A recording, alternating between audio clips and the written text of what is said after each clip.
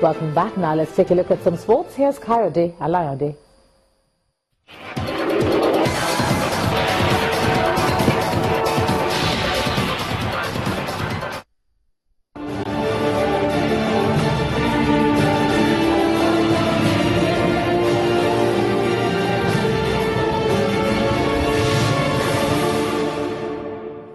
Welcome now to sports news. The Minister of Youth and Sports, Solomon Dalong, has doused the feelings of discontent in the Nigeria under-23 team camp ahead of Saturday's quarter-final clash with Denmark.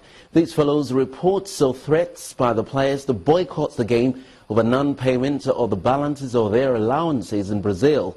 The minister blamed the delay in the payment on the Treasury Single Account, TSA, which has already been resolved.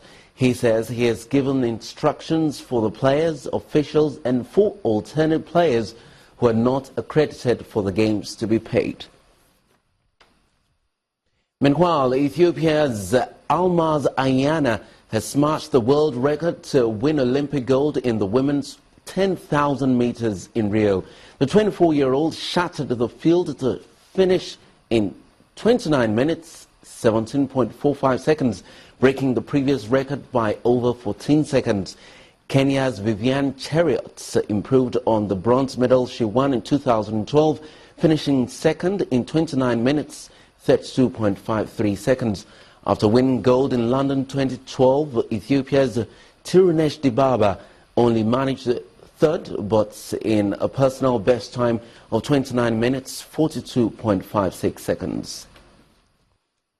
And staying with the Olympics, Fiji Prime Minister Frank Bainimarama is to declare a public holiday next week to celebrate the country's first Olympic gold medal in rugby sevens.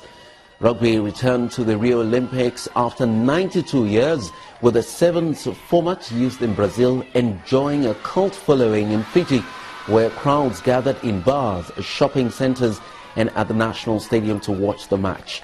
Fiji's team produced a breathtaking performance, thrashing Great Britain 43-7. In other events, Chinese Olympic women's swimmer Chen Xinyi has tested positive for a banned substance at the Rio Olympics. The 18-year-old failed a test for a diuretic agent and has applied to the International Olympic Committee for a hearing to look into the matter. The substance, known as a masking agent, can be used to spur weight loss and cover up the presence of other illegal drugs by diluting urine collected in doping tests.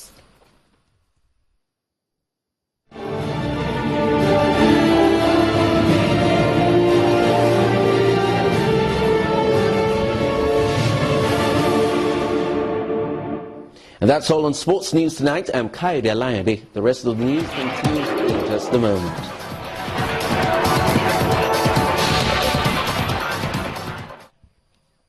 New air defense missiles have been delivered by the Russian military to the Crimea amid tensions with the Ukraine.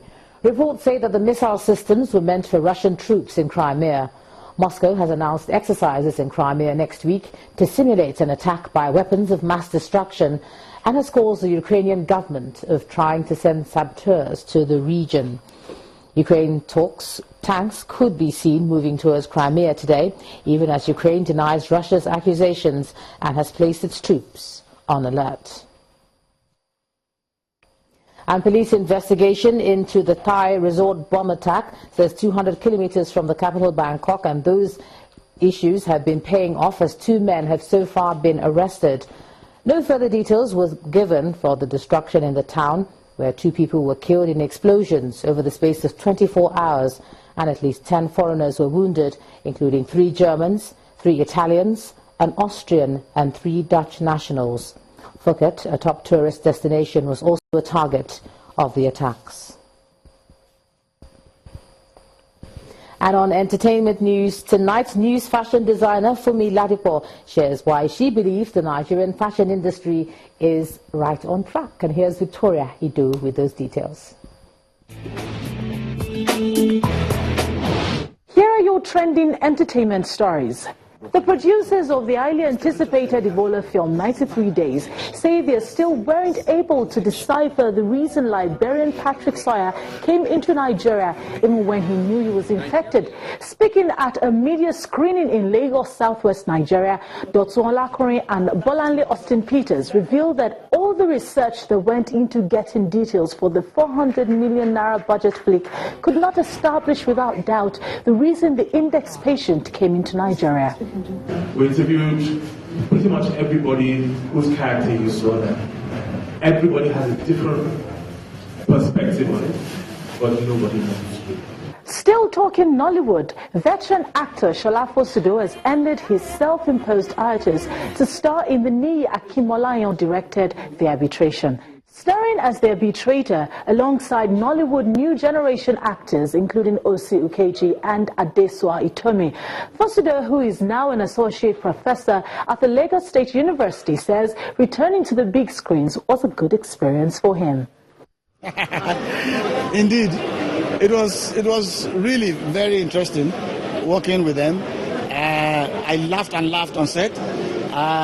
They cracked a lot of jokes. But I think beyond that, there are also a crop of very brilliant and very skilled, actors.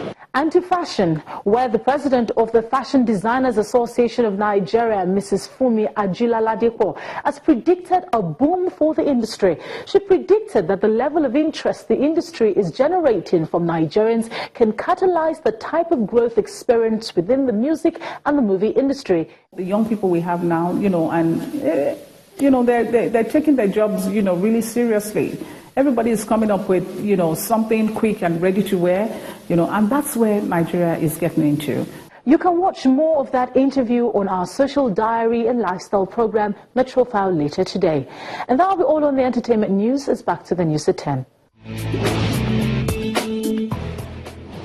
Thanks a lot, Victoria. And the main news again. The People's Democratic Party today held crucial talks to end the leadership crisis rocking the party. The PDP's Reconciliation Committee also reached out to the faction led by Senator Ali Modu Sharif. Also today, the self-acclaimed leader of the indigenous people of Biafra, Nnamdi Kanu, denounced negotiations for his release by the Movement for the Emancipation of the Niger Delta, but confirmed that he's ready for negotiation with the federal government. Well, that's the news at 10 tonight. Thanks so much for staying with us. I'm Ijoma Hunyato. You have a great weekend. Good night.